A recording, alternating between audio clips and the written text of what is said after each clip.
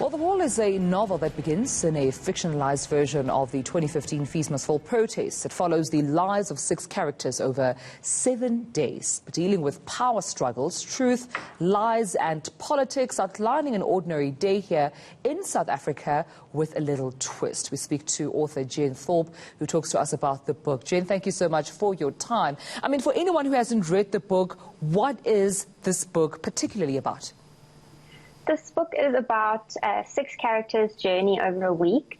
They are protesting the Fees Must Fall movement for that duration. And on the Friday of that week, the president is launching her zoo of magical creatures. And she's finding the protests to be a bit of an inconvenience.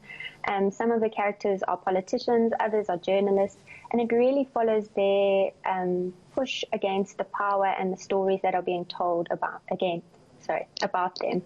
Yeah, indeed. And you know, Fees Must Fall, I mean, has a place in history. We're seeing young South Africans having a voice, such a massive voice, not only in Gauteng or in a specific province, but nationwide. It almost went viral, where young people spoke in one voice for free decolonized, education. Take us through some of the themes that you tackle that we can associate with that time in history. Sure.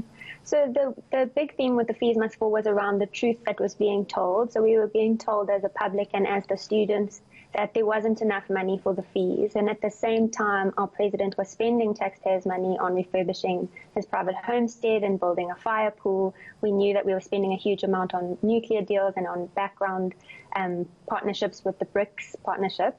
So that's one of the themes, is that the major truths that we hear sometimes from the top are not the full truth and not the honest truth. And the second is really that individual people in South Africa can continue to make change for all of us.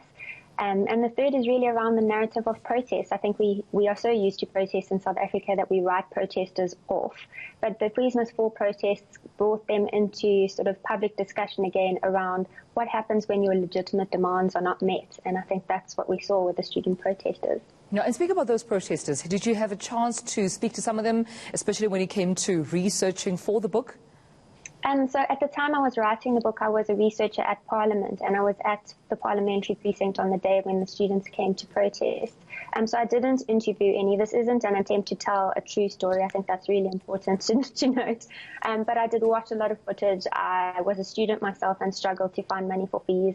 So I was very in touch with that experience. And I think it is possible to tell that story without having done the research, because in South Africa, because of our excellent literary culture, we're exposed to the stories of different people all around the world. Yeah, and because the events only took place around 2015, 2016, what makes the book relevant now? Are there any sort of challenges or issues you feel that the book could narrate or highlight that would be relatable to what students are going through at this point? Look, I don't think that the situation has changed very much for students, even though we have reduced fees. I think if you note an organization like Phoenix, which aims to provide students with funding to bridge the gap that they have, there's still many students who don't graduate because they don't have enough money to pay their fees, who are struggling to make it to second year because they haven't paid their fees. So I think that is still relevant. And the other part that makes it still relevant now is I think South Africans like to think we're in a moment politically. We like to talk of, the COVID moment as a reimagined future.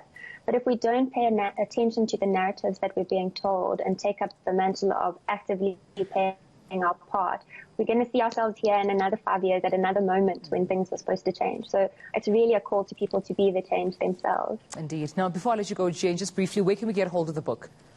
You should be able to get it in all good bookstores. It's in all of the main bookstores like Exclusive Books.